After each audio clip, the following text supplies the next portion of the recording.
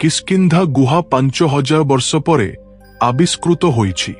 ସେହି ଗୁହାରେ ବାଲିର ଶରୀର ମଧ୍ୟ ରହିଛି ବୋଲି ଜଣାପଡ଼ିଛି। ଏହି ଘଟଣାର ପଛରେ ଥିବା ରହସ୍ୟ ଜାଣିଲେ ଆପଣ ଆଶ୍ଚର୍ଯ୍ୟ ହେବେ।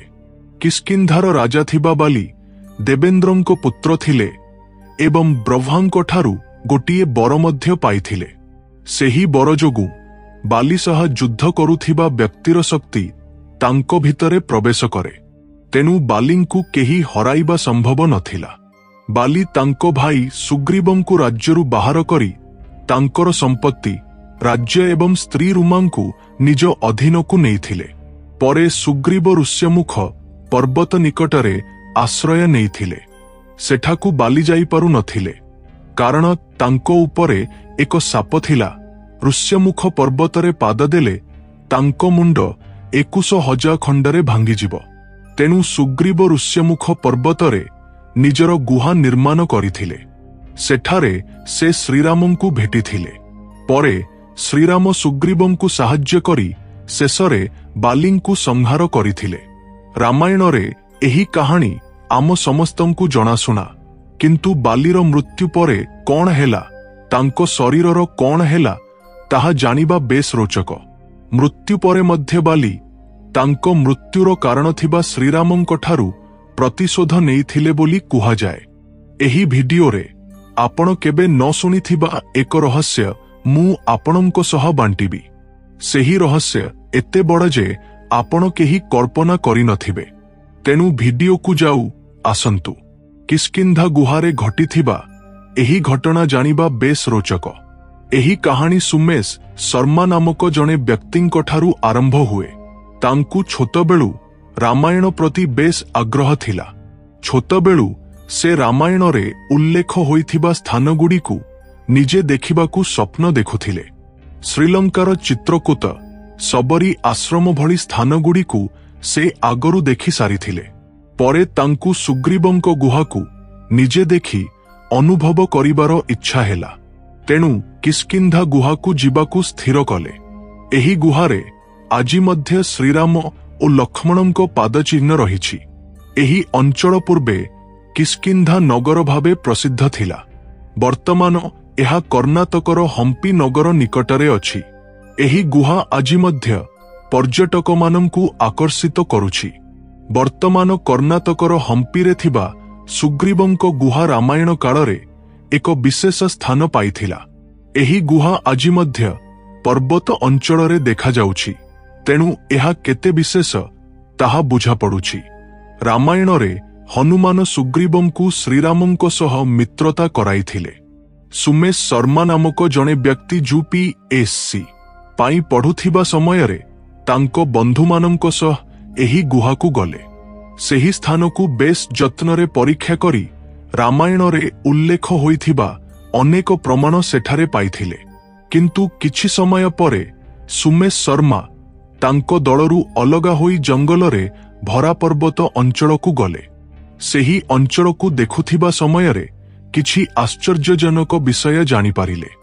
ଗୁହା ଭିତରେ ପାଦ ଦେବା ମାତ୍ରେ ହଠାତ୍ ତାଙ୍କ ଶରୀରରେ ତୀବ୍ର ଥକାଣ ଅନୁଭବ ହେଲା। ଶରୀର ଜଳହୀନ ହୋଇଗଲା। ସେହି ସହ ଭିତରେ କିଛି ଅଜଣା ଦୁର୍ବଳତା ଅନୁଭବ କଲେ। ଚାରିପାଖରେ ପାଣି ଖୋଜିଲେ ମଧ୍ୟ କୌଣସି ଉପଯୁକ୍ତ ବ୍ୟବସ୍ଥା ନଥିଲା। ପରିସ୍ଥିତି ଆହୁରି ଖରାପ ହେବାରେ ଲାଗିଲା ଏବଂ ସେ ପାଣି ଖୋଜିବାକୁ ଲାଗିଲେ। ସେହି ଖୋଜା ତାଙ୍କୁ ଏକ ପ୍ରାଚୀନ ଗୁହା ନିକଟକୁ ନେଇଗଲା। ଗୁହା ଭିତରେ ପଶିବା ମାତ୍ରେ ଏକ ପ୍ରାଚୀନ ଓ ପରିଷ୍କାର ଦେଖାଯାଉଥିବା ଶବପେଟି ଭଳି ଜିନିଷ ଦେଖିଲେ। ସେଠାରେ ବେଶ୍ ନିରାପଦ ଅନୁଭବ ହେଲା, ଯେମିତି ଏହା ତାଙ୍କୁ ରକ୍ଷା କରିବ। ଯତ୍ନରେ ସେହି ପେଟିକୁ ଖୋଲି ଦେଖିଲେ। ଭିତରେ ଥିବା ଦୃଶ୍ୟ ଦେଖି ତାଙ୍କ ଶରୀର ଥରିଗଲା। ଏହା ଥିଲା ଏକ ବଡ଼ ବାନରର ଶରୀର। ବିଶେଷ ପଦାର୍ଥ ଦ୍ୱାରା ଲେପନ କରାଯାଇ ନିରାପଦ ଭାବେ ରଖାଯାଇଥିଲା। ଏହା ଅନେକ ବର୍ଷରୁ ସେହି ରୂପରେ ଥାଇ ରହିଥିବା ଭଳି ଦେଖାଗଲା। କିଷ୍କିନ୍ଧା ଅଞ୍ଚଳର ସେହି ପାହାଡ଼ରେ ଏହି ଦୃଶ୍ୟ ଦେଖି ସୁମେଶ ଶର୍ମା ବେଶ୍ ଭୟଭୀତ ହେଲେ। ସେ ତାହାକୁ ପୁଣି ବନ୍ଦ କରି ଗୁହା ଛାଡ଼ି ଦୌଡ଼ିଗଲେ। ପରେ କିଛି ସାହସ ସଂଗ୍ରହ କରି ବାହାରକୁ ଆସି ପୁଣି ତାଙ୍କ ବନ୍ଧୁମାନଙ୍କୁ ଭେଟି ନିଜେ ଦେଖିଥିବା ବିଷୟଗୁଡ଼ିକୁ ବର୍ଣ୍ଣନା କଲେ। ବନ୍ଧୁମାନଙ୍କ ସହ ଆଲୋଚନା କରିବା ପରେ ସୁମେଶ ଶର୍ମାଙ୍କୁ ଅପାର ଆନନ୍ଦ ମିଳିଲା। ଏହା ସୁଗ୍ରୀବଙ୍କ ସହ ଜଡ଼ିତ ବୋଲି ସେ ବୁଝିପାରିଲେ। ସୁଗ୍ରୀବଙ୍କ ଗୁହାରୁ ବାହାରକୁ ଆସିବା ପରେ ସୁମେଶ ଶର୍ମାଙ୍କୁ ନିଜର ସ୍ୱାସ୍ଥ୍ୟ ଭଲ ଲାଗିଲା। ପୁଣି ତାଙ୍କ ବନ୍ଧୁମାନଙ୍କ ସହ ସେହି ଗୁହା ଭିତରେ ଥିବା ପେଟିକୁ ଦେଖିବାକୁ ନିଷ୍ପତ୍ତି ନେଲେ। ବନ୍ଧୁମାନେ ମଧ୍ୟ ନିଜ ଆଖିରେ ତାହା ଦେଖିବାକୁ ଉତ୍ସାହ ଦେଖାଇଲେ। ସେହି ଗୁହା ଭିତରେ ଦେଖିବାକୁ ଯାଇଥିବା ସମସ୍ତଙ୍କୁ ନିଜ ଶରୀରରେ ଥକାଣ ଓ ଦୁର୍ବଳତା ଅନୁଭବ ହେଲା। ପାଣି ଖୋଜିଲେ, କିନ୍ତୁ କିଛି ଲାଭ ହେଲା ନାହିଁ। ଶେଷରେ ସମସ୍ତେ ଗୁହା ଅଞ୍ଚଳକୁ ଫେରିଲେ। ସମସ୍ତଙ୍କ ମନରେ ଗୋଟିଏ ପ୍ରଶ୍ନ ଉଠିଲା। ସେହି ଜଙ୍ଗଲରେ ଥିବା ଗୁହା ଅଞ୍ଚଳକୁ ପହଞ୍ଚିବା ମାତ୍ରେ ସମସ୍ତଙ୍କ ସ୍ୱାସ୍ଥ୍ୟ କାହିଁକି ଖରାପ ହୁଏ? କିଷ୍କିନ୍ଧାର ସେହି ଜଙ୍ଗଲ ଅଞ୍ଚଳରେ କିଛି ନକାରାତ୍ମକ ଶକ୍ତି ଅଛି କି? ଏହି ଅଞ୍ଚଳରେ ଏକ ପ୍ରକାର ଶକ୍ତି ଅଛି ଯାହା ଶରୀରର ସମସ୍ତ ଶକ୍ତିକୁ ଶୋଷଣ କରିନିଏ। ସେହି ସମୟରେ ଜଣେ ସାଧୁ ସେଠାରେ ବୁଲୁଥିବାର ଦେଖି ସୁମେଶ ଶର୍ମା ଓ ତାଙ୍କ ବନ୍ଧୁମାନେ ସେହି ଅଞ୍ଚଳ ବିଷୟରେ ପଚାରିଲେ। ତାଙ୍କ କଥା ଶୁଣି ସାଧୁ ଆଶ୍ଚର୍ଯ୍ୟ ହେଲେ। ପରେ ସେହି ବିଷୟର ପଛରେ ଥିବା ସତ୍ୟକୁ ଜାଣିବାକୁ ଚେଷ୍ଟା କଲେ। ସାଧୁ ସେମାନଙ୍କୁ କହିଲେ ଯେ ସେହି ଅଞ୍ଚଳକୁ ଯିବା ମୃତ୍ୟୁକୁ ଡାକିବା ସହ ସମାନ, କାରଣ ସେଠାକୁ ଯାଇଥିବା କେହି କେବେ ଫେରି ନାହାନ୍ତି। ସେହି ଗୁହାରେ କିଷ୍କିନ୍ଧାର ରାଜା ବାଲିଙ୍କ ଶରୀର ଆଜି ମଧ୍ୟ ନିରାପଦ ଅଛି। ତାହାକୁ ଗୋକୁର ବଂଶର ଲୋକମାନେ ସୁରକ୍ଷା ଦେଉଛନ୍ତି। ସେମାନଙ୍କୁ ମିଳିଥିବା ବର ଯୋଗୁଁ ବାଲିଙ୍କ ନିକଟକୁ ଆସୁଥିବା ସମସ୍ତେ ଯମଙ୍କ ନିକଟକୁ ଯାଆନ୍ତି। ବାଲି ବ୍ରହ୍ମାଙ୍କ ଆଶୀର୍ବାଦ ପାଇଥିବା ବୋଲି କୁହାଯାଏ। ତାଙ୍କର ଶକ୍ତି ଅଦ୍ଭୁତ। ଯିଏ ତାଙ୍କ ସହ ଯୁଦ୍ଧ କରେ ବା ତାଙ୍କ ସାମନାରେ ଠିଆ ହୁଏ, ତାଙ୍କର ଶକ୍ତି ବାଲି ନେଇ ନିଅନ୍ତି। କିଷ୍କିନ୍ଧାର ପର୍ବତ ଅଞ୍ଚଳରେ ମଧ୍ୟ ବାଲିଙ୍କ ପ୍ରଭାବ ଦେଖାଯାଏ। ଯେଉଁ ମଣିଷ ସେହି ଅଞ୍ଚଳରେ ପାଦ ଦିଏ, ତାଙ୍କ ସ୍ୱାସ୍ଥ୍ୟ ଖରାପ ହେବାକୁ ଆରମ୍ଭ ହୁଏ। ଥକାଣ ଅନୁଭବ ହୁଏ, ଶକ୍ତିର ଅଧା ଚାଲିଗଲା ଭଳି ଲାଗେ। ଏହା ବାଲିଙ୍କ ଶରୀରରେ ଥିବା ବିଶେଷ ଶକ୍ତି ଯୋଗୁଁ ବୋଲି କୁହାଯାଏ। ଏହା ଜାଣି ସମସ୍ତେ ଆଶ୍ଚର୍ଯ୍ୟ ହେଲେ। ଶ୍ରୀରାମ ବାଲିଙ୍କୁ ମାରିବା ପରେ ମଧ୍ୟ ସେହି ଗୁହାରେ ବାଲିଙ୍କ ଶରୀର ଆଜି ମଧ୍ୟ କାହିଁକି ଅଛି ବୋଲି ସମସ୍ତଙ୍କ ମନରେ ପ୍ରଶ୍ନ ଉଠିଲା। ଏହି ପ୍ରଶ୍ନର ପ୍ରକୃତ ଉତ୍ତର ସାଧୁ କହିଲେ, ତେବେ ଆଶ୍ଚର୍ଯ୍ୟ ଲାଗିଲା। ଏହି ଭିଡିଓକୁ ପୁରା ଦେଖନ୍ତୁ, କାରଣ ଏହି ଭିଡିଓରେ ଆପଣ ଏପର୍ଯ୍ୟନ୍ତ କୌଣସି ରାମାୟଣ ସିରିଏଲରେ ନ ଜାଣିଥିବା ସତ୍ୟଗୁଡ଼ିକୁ ଜାଣିବେ। ରାମାୟଣ କାଳରେ ଦୁଇ ରାକ୍ଷସ ଥିଲେ। ସେମାନଙ୍କ ନାମ ଥିଲା ଦୁନ୍ଦୁଭି ଓ ମାୟାବୀ। ସେମାନେ ଥିଲେ ମହାଭୟଙ୍କର ରାକ୍ଷସ। ମାୟାବୀ ଥିଲେ ହେମା ନାମକ ଜଣେଙ୍କ ପୁତ୍ର। ହେମା ରାବଣଙ୍କ ସ୍ତ୍ରୀ ମଣ୍ଡୋଦରୀଙ୍କ ଶ୍ୱଶୁର ଥିଲେ। ମାୟାବୀଙ୍କର ଛୋଟ ଭାଇ ଦୁନ୍ଦୁଭି, ତାଙ୍କୁ ନିଜର ଶକ୍ତି ଉପରେ ବେଶ୍ ଗର୍ବ ଥିଲା। ତେଣୁ ସେ ସମୁଦ୍ରକୁ ମଧ୍ୟ ନିଜ ସହ ଯୁଦ୍ଧ କରିବାକୁ ଚ୍ୟାଲେଞ୍ଜ କରିଥିଲେ। କିନ୍ତୁ ସମୁଦ୍ର କହିଲା, ମୁଁ ମୋର ସୀମା ଅତିକ୍ରମ କରିପାରେ ନାହିଁ। ତେଣୁ ପର୍ବତମାନଙ୍କ ନିକଟକୁ ଯାଇ ଯୁଦ୍ଧ ପାଇଁ ଡାକ। ତେଣୁ ଦୁନ୍ଦୁଭି ହିମାଳୟ ପର୍ବତକୁ ଯାଇ ଯୁଦ୍ଧ ପାଇଁ ଚ୍ୟାଲେଞ୍ଜ କଲେ। ହିମାଳୟ ରାଗିଗଲା, କିନ୍ତୁ ନିଜର ସୀମା ଯୋଗୁଁ ଯୁଦ୍ଧ କଲା ନାହିଁ। ପରେ ଦୁନ୍ଦୁଭି ବାଲିଙ୍କୁ ସାମନା କରିବାକୁ ଗଲେ। ବାଲି ସେହି ଚ୍ୟାଲେଞ୍ଜକୁ ପ୍ରତ୍ୟାଖ୍ୟାନ କରିପାରିଲେ ନାହିଁ, କାରଣ ଯୁଦ୍ଧ ପାଇଁ ଡାକୁଥିବା କାହାର ଚ୍ୟାଲେଞ୍ଜକୁ ପ୍ରତ୍ୟାଖ୍ୟାନ କରିବା ତାଙ୍କର ଅଭ୍ୟାସ ନଥିଲା। କିନ୍ତୁ ଦୁନ୍ଦୁଭି ବାଲିଙ୍କ ଶକ୍ତିକୁ ଆକଳନ କରିପାରିଲେ ନାହିଁ। ଦୁନ୍ଦୁଭି ଗୋଟିଏ ଷଣ୍ଢ ରୂପରେ ବାଲିଙ୍କୁ ଆକ୍ରମଣ କଲେ, କିନ୍ତୁ ବାଲି ତାଙ୍କୁ ତତ୍କ୍ଷଣାତ୍ ମାରିଦେଲେ। ବାଲି ତାଙ୍କୁ ଭୟଙ୍କର ଭାବେ ଦୂରକୁ ଖୋପାଡ଼ିଲେ, ଆଉ ତାଙ୍କ ଶରୀର ଋଷ୍ୟମୁଖ ପର୍ବତ ଉପରେ ପଡ଼ିଲା। ରକ୍ତ ଝରୁଥିବା ସେହି ଶରୀର ମତସଙ୍ଗ ମୁନିଙ୍କ ଆଶ୍ରମ ଉପରେ ପଡ଼ିଲା। ଏହି ଘଟଣା ମତସଙ୍ଗ ମୁନିଙ୍କୁ ରାଗିତ କଲା। ତେଣୁ ସେ ବାଲିଙ୍କୁ ଶାପ ଦେଲେ, ବାଲି ଋଷ୍ୟମୁଖ ପର୍ବତରେ ପାଦ ଦେଲେ ତାଙ୍କ ମୁଣ୍ଡ ଖଣ୍ଡ ଖଣ୍ଡ ହେବ। ମାୟାବୀ ତାଙ୍କ ଛୋଟ ଭାଇ ମରିଗଲା ବୋଲି ଜାଣି ବାଲିଙ୍କ ଉପରେ ଆକ୍ରମଣ କରିବାକୁ ବାହାରିଲେ। ସେମାନେ ଯୁଦ୍ଧ ପାଇଁ ପ୍ରସ୍ତୁତ ହେଲେ। ଦୁହେଁ ଯୁଦ୍ଧ ପାଇଁ ଗୁହା ଭିତରକୁ ଗଲେ। ଗୁହା ଭିତରେ ପଶିବା ପୂର୍ବରୁ ବାଲି ସୁଗ୍ରୀବଙ୍କୁ କହିଲେ, ମୁଁ ଗୁହା ଭିତରକୁ ଯାଇ 15 दिन मध्ये फेरी न आसिले। मोते मृत भाबी राज्य ग्रहण कर एहा कही से गुहा भितरकू गले। सुग्रीव गोटिए मास पर्यंत गुहा बाहारे अपेक्षा कले, किंतु बाली फेरिले नाही। परे गुहार द्र निकटरे रक्त बोहुथिबा देखागला। सुग्रीव बाली मरीगले बोली भाबिले, तेणु से गुहार द्रकू बड़ पथररे बंद करिदेले। परे सुग्रीव सिंहासनरे बसी राज्य शासन करिबाकू आरंभ कले, किंतु सेही युद्धर फलाफल अन्य थिला। बाली मायाबींकू हराई जीवंत फेरिले। निज राज्यकू फेरिबा बेले सुग्रीवंकू सिंहासनरे बसिथिबा देखि रागिगले। सुग्रीव राज्य नेइथिबारु बालींकू तीव्र राग हेला। रागरे आसी सुग्रीवंकू सिंहासनरू हटाई तांकू ओ तांको स्त्रींकू निजर सेवक करिदेले।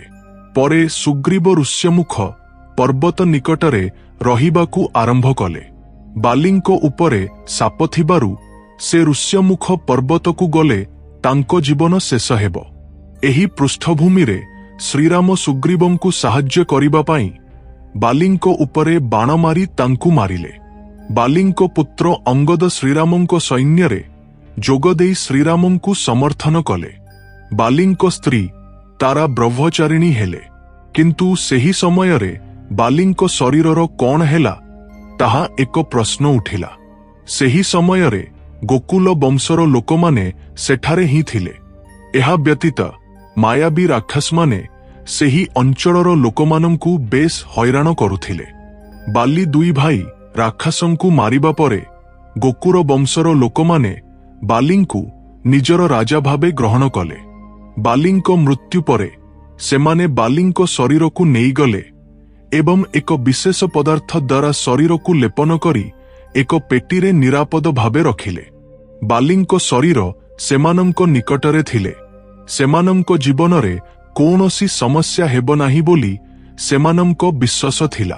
सेमानंको विश्वास सत्य हेला बोली स्पष्ट हेला, कारण जेकोनसी राक्षस बा अन्य राजा सेही अंचलरे पाद देले तांको स्वास्थ्य हठात खराब हेउथिला।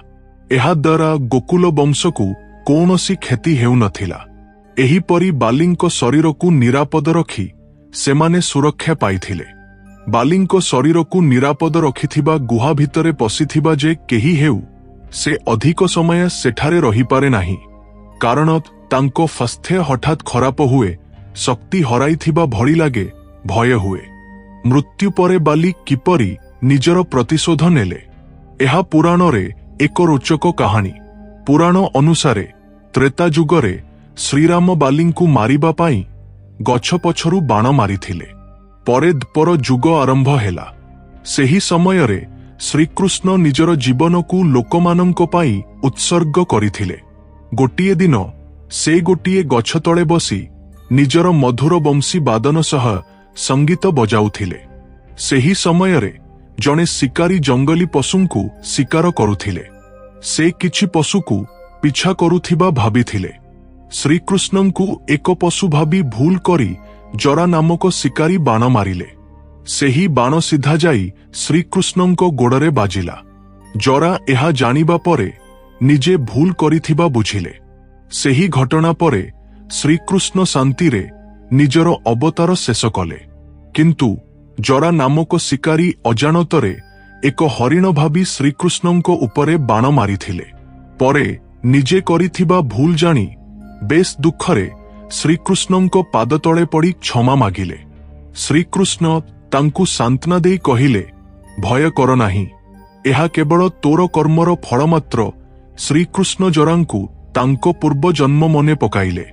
त्रेता युगरे से बाली रूपरे जन्म नेइथिले बोली सेही समयरे श्रीराम तांको उपरे बाण मारिथिबारु तांको मृत्यु होइथिला बोली जानिले। एबे एही जन्मरे श्रीकृष्णंकू बाण मारी सेही हिसाब समान हेला बोली जानिले। श्रीकृष्ण कहिथिले जे काहार कर्म केबे लुचिबो नाही, लुचाइबा मध्य संभव नुहे। जरा शिकारी भावे पुनर्जन्म नेई पूर्व जन्मर कर्मफल पूरण हेला। एही परी बाली निजर प्रतिशोध नेले। आमर पुराण गुड़िक केते महान। जदि एही कहानी आपणंकू पसंद हेला तेबे मंतव्य करंतु। वीडियो पसंद हेले ଲାଇକ୍ କରନ୍ତୁ, ସେୟାର କରନ୍ତୁ। ଯଦି ଏପର୍ଯ୍ୟନ୍ତ ଆମର ଚ୍ୟାନେଲକୁ ସବସ୍କ୍ରାଇବ କରିନାହାନ୍ତି, ତେବେ ଏବେ ସବସ୍କ୍ରାଇବ କରି ପାଖରେ ଥିବା ଘଣ୍ଟି ଆଇକନରେ କ୍ଲିକ୍ କରନ୍ତୁ। ପରବର୍ତ୍ତୀ ଭିଡିଓରେ ପୁଣି ଭେଟିବା।